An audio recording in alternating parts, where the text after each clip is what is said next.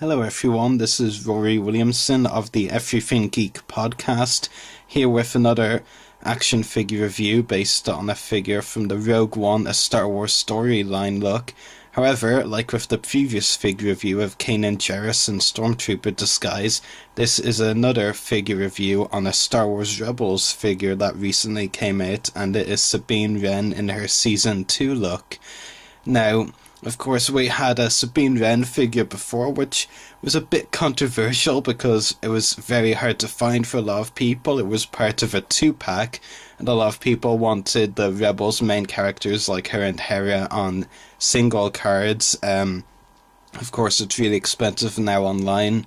I was actually lucky in that I found the 2-pack around the time it came out, or a couple of months after at least, and was able to get it for retail price, and this was already when it was like over 30 quid on the likes of Amazon and eBay, and I got it for retail price of $20.99 or something.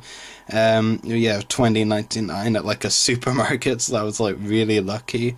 It was very tricky for a lot of people to get, so like it was great that they were it was great when they announced they were bringing a new Sabine figure out in her Season 2 look. Because, I mean, even though, of course, I was one of the lucky ones to get the Season 1 Sabine figure, there were a lot of flaws with that one, and there are a lot of flaws with this Season 2 Sabine figure as well, don't get me wrong, but there are positives, of course, but like with the Jyn figure I recently reviewed, the Jyn Erso figure, I'm like 50-50 on the figure. There are positives, but there are also numerous negatives as well, which is disappointing because I did have hopes for this figure. Well, bigger hopes. I mean, there are some good things, like I said, but I'll get into that more in the review, and I'll compare the two figures more, of course. But first of all, before all that, I'll take a look at the packaging of the figure. The packaging that the figure came in. Really nice artwork of Sabine there, with her blasters drawn, ready to use. Really nice, the Sabine Wren name down there. The Star Wars Hasbro app, which you can see there. The zipline action feature, the kid gimmick that came with this figure. The Star Wars logo there. And the Death Trooper image there, which of course is the line look for all Rogue One merchandise, and you can see TIE Fighters and AT-ACTs in the background as well. On the back of the packaging, a lot of words, but also another shameless plug for the Hasbro app over there. A nice image of Sabine there, and the Star Wars Rebels logo there. Again, confusing considering on the front it's just Star Wars on the logo, but here Star Wars Rebels. And then there's also a description of Sabine on the back of the packaging, which is very nice, and it reads, "A Mandalorian Warrior, Sabine Wren is an explosives expert and graffiti artist, qualities that make her an excellent fit as one of the first rebels against the Empire." So very interesting. Kind of like the standard description we've seen on Sabine merchandise for a while, but it's still a very nice and interesting description nevertheless. Now, in terms of the figure itself, and like I did with Kanan, even though I've tend to start recent reviews on the accessories, I will compare the two figures first of all. One of the main positives out of the new Sabine figure is the fact that she has a removable helmet, which is very nice, and I'll talk about that more in a moment, because there's also a not nice element to it.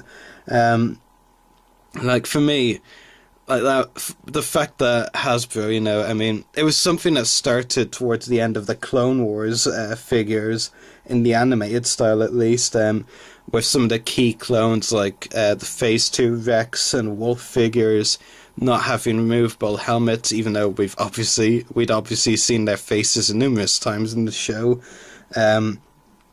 And, you know, that was very cheap that they started doing that with pivotal characters. Then, of course, they kept doing it in Rebels, especially. It was, like, crazy that they did it with Sabine, one of the main characters, of course. And I was very surprised that they kept doing that. I just thought it was a really cheap way to cut costs. So, you know, I'm really happy that with this new Sabine figure, that one of the improvements is the fact that this time around she does have a removable helmet. There are downsides to that, like I said, but I will get to that in a moment. This Sabine figure is a bit kind of slimmer as well. Like the previous figure is a bit bulkier. I don't really think that's a change. I don't really think her appearance changed like that in between seasons. I mean, obviously her hairstyle changed, and the season 2 Sabine look is actually my favorite. But you know, the figure definitely, there are some, you know, differences in terms of how bulky the figure is. That's obviously not a comment on the character, like I just said, but you know, just in the way Hasbro sculpted the figure, I guess. But yeah, very interesting. You can definitely see the differences there between the two figures. And like I said, the biggest difference, obviously the one that I'm happiest about most, is the fact that she has a removable helmet this time around. In terms of the accessories, she comes with, I get the kid gimmick one out of the way first, as I sometimes do. The Sabine figure comes with a zipline action kind of kid gimmick. It's not as good as the one with the K2SO figure that I reviewed previously. If you remember, even though I don't really like the kid gimmick features, I did actually admit in that review to liking that zipline kid gimmick, but this one, no, it's very different, and it's, you know, not very good. It's just, yeah, it just doesn't look very good. I'm not even sure how you're meant to use it, to be honest, and I did try to find out. But yeah, just not as good as the one with the K2SO figure, that's for sure. That one I actually liked, you know, considering it was a gimmick. Sabine does come with her 2 standard Mandalorian blasters, though it's interesting because I say standard, yet Hasbro actually, on the previous Sabine figure, here's another difference for you, actually painted them black instead of silver, and of course they're meant to be silver.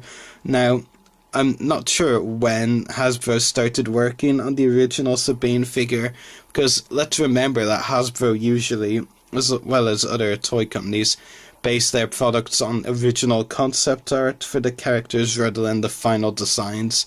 Like with the first Clone Wars Commander Cult figure, the ARC Trooper, his original figure was based on the concept art design, which was and obviously his design was different when the episode aired. So maybe Sabine's original concept art had black pistols, I don't know. But, you know, silver is the screen accurate one, so it's good that they, you know, fixed that as well. So it's nice to have her, you know, actual pistols. So yeah, really nice, really nice. I really like the way the silver stands out, really nice. Color on it. So yeah, and then as I mentioned, the removable helmet that Sabine comes with. Finally, a Sabine Hasbro figure for removable helmet. I mean, this is the big moment. It's the anticipation is building, and yeah, I've hyped it up a lot there, didn't I? But basically, see, it's very hard to actually get the helmet on the figure. In fact, if you actually look underneath, you can actually see it doesn't really go all the way over. Her chin is sticking out. You won't notice that if you're, you know, kind of displaying her like this. But otherwise you probably will notice. And on the back of the figure, it's even more prominent because her hair is still sticking out.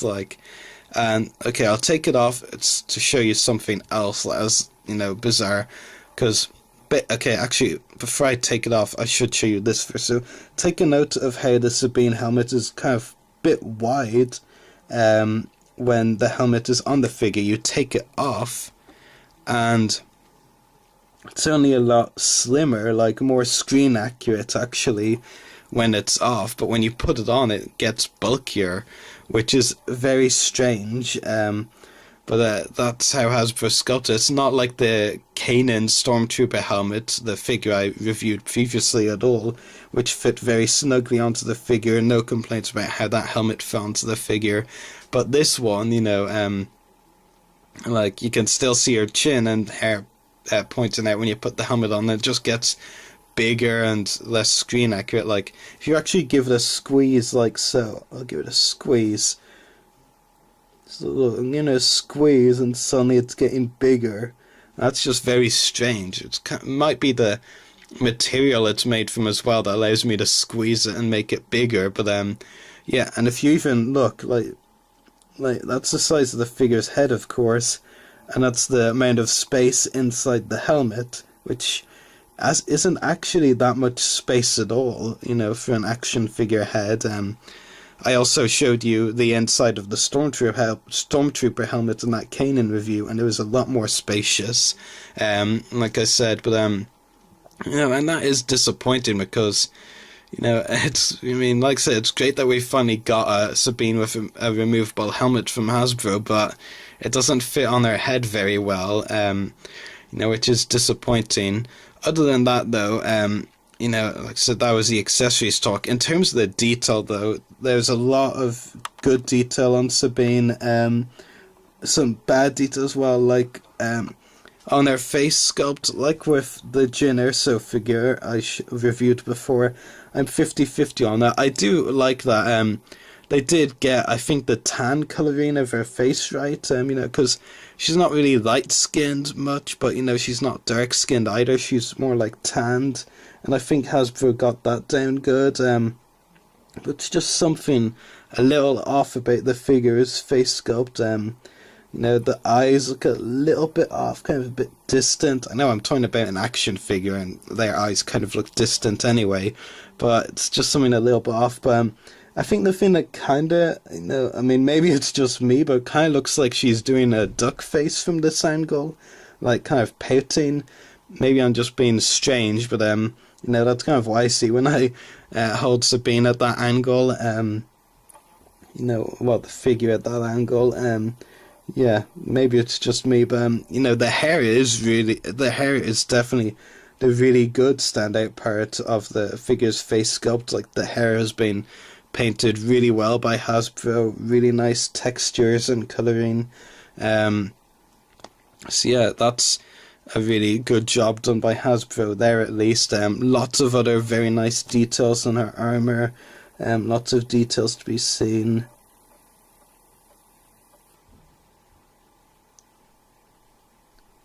Yeah, and on the back of the figure, not as many details, but other details, yeah, some really nice details. And in terms of giving you a close-up of the figure with the helmet on, really nice details on the helmet as well, of course. So it's just a pity that, you know, that the helmet is a bit, like, it's very hard to fit the Sabine's head inside the helmet, and it becomes, you know, wider and bulkier when you do manage to, which yeah, unfortunate, but it is wise. It reminds me of a vintage collection figure. I think it was Wedge, you know, where the helmet kind of got stuck when you put it on the figure's head. I'm not sure if it was actually Wedge, but I remember there was a vintage collection figure where that was an issue. A very interesting and bizarre issue at that. But yeah, it's, you know, unfortunate, but, you know, we do have a Sabine with a removable helmet, but, you know, if they make a Season 3 Sabine figure, hopefully they don't do that with the helmet again. You know, it's even tricky to get it off, to be honest. You do have to be a bit patient, you know, with getting it off. In terms of the articulation the figure comes with, she does come with the pretty standard articulation for a 5-point articulation figure: a ball-jointed neck, swivel shoulders, and swivel hips.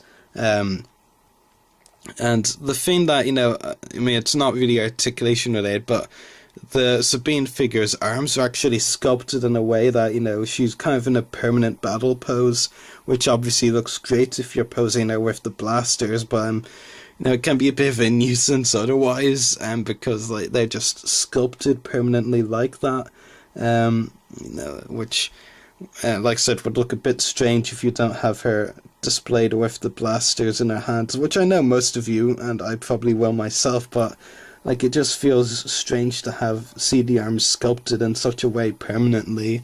But this other Sabine figure was a bit similar like that as well, with the way her arms were sculpted. Not so obvious, but still kind of sculpted in a permanent battle pose kind of way. Yeah, it's like even when you pose her like this with her arms down at her side, like still kind of looks like a battle pose. You know, a very permanent battle pose, like I said, especially with the way this elbow is just, permanently fixed in that position. She does also have holsters, which you can put her pistols into, but like I said, a permanent battle pose with the arms, I guess. But yeah, just putting the holsters in there. But for the most part, it is a really good figure. There are just a few problems with it, and it's unfortunate because, in my opinion, the problems could easily be fixed, but obviously they aren't fixed. And the figure came out like this. The helmet issue is definitely my primary concern, like with how hard it is to put it on the figure, and then it ends up bulky. Which is unfortunate. The detail is really good. Just maybe the face sculpt is a little bit off in my opinion, but the hair is really detailed nicely, and all of the details on the armor are done to perfection as well. And we also have Sabine's blasters now in their correct color for a Sabine figure, which is great, of course. The accessories are really good, aside from that, not as good as the K2 zipline action, but and the articulation, it's standard for a 5-pointer articulation figure, so if you bind a figure, you basically know what you're getting. So I'd probably give the figure about a 7.5 out of 10 rating. If you're a big fan of Sabine, you're probably going to get the figure, and it is definitely an improvement on the previous Sabine figure. That much I have to say, because it is a definite improvement, but it does have its own flaws, of course. So even if Hasbro made a small improvement and made a better Sabine figure here, they could still make an even better one, but of course, that definitive one will probably be the 6-inch version. Of the figure, which still hasn't been released, of course, but I'd still highly recommend it, especially if you're a big fan of Rebels and are looking for a really good Sabine figure. So yeah, I hope you enjoyed watching this review of the Season 2 Sabine Wren figure. May the Force be with you, and geeks out this new Kanan figure. In terms of the accessories he comes with, he does come with that firing projectile I mentioned before, which is a kid gimmick, of course. This one is coloured blue. We have seen a couple of minor complaints. Of course, being me, I have to have a couple of minor constructive complaints, but mostly it's a very good figure. But before I do get into the figure, I'm going to show you the packaging for the figure. There's a really